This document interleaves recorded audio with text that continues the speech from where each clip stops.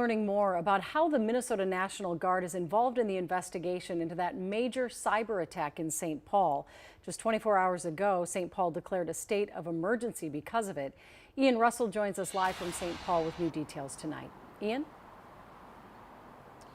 Yeah, well, Julie, the Minnesota National Guard Cyber Defense Forces, they've been deployed a handful of times, things happening outside the state of Minnesota and around the country, but this is actually the first time they've been deployed to something happening inside Minnesota. Obviously, it's something a little bit closer to home for them, but it's still a situation they say they're ready for.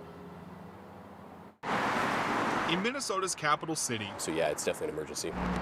an invisible fight against a very real threat is underway. And uniquely, support from the Minnesota National Guard cyber forces. As St. Paul works on restoring city systems after a major cyber attack last week, the National Guard is now stepping in to help. We are working in support of the city of St. Paul. Lieutenant Colonel Brian Morgan with the Minnesota National Guard says it's the first time their cyber forces have been activated inside Minnesota and says this unit is more than up for the challenge. The National Guard's role is largely focused around helping the city of St. Paul recover. If you're wondering why the Guard was deployed for this, you're not alone. I think I saw some people misinterpret we had the National Guard out there in an armed capacity. That's not it. These are cyber experts. These are security experts that work for the National Guard. Morgan says there's not a lot of details they're able to share on what the Guard is doing as they work to figure out exactly what happened. I knew that they had a long road ahead of them. Eric Ebner with 360 Security Services is a former member of the National Guard and helped lay the groundwork for this unit today. It's a textbook example why we need this asset.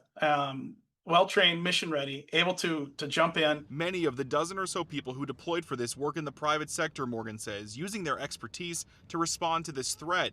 Ebner says that's experience that's critical in a moment like this. They can start looking for that pathway to restoring, priority things, secondary things, tertiary things.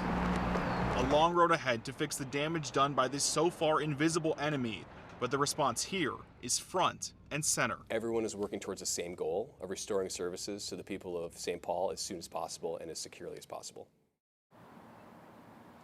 Now, I asked the Lieutenant Colonel how long it would take to get everything fully back up and operational. He said, frankly, right now, they just don't know. It's because a lot of this is still under investigation to figure out exactly what happened. Ebner, though, told me, kind of as a frame of reference, that other cities have taken weeks to months to get everything back online. Julie? Yeah, I think they're still trying to get their arms around it, but Lauren and I are standing on the desk. We said, this is the first I ever learned that we had a cybersecurity with the National Guard. I'm glad we do. Thanks so much. Very insightful, Yeah, Ian. absolutely. Well, hours ago, the man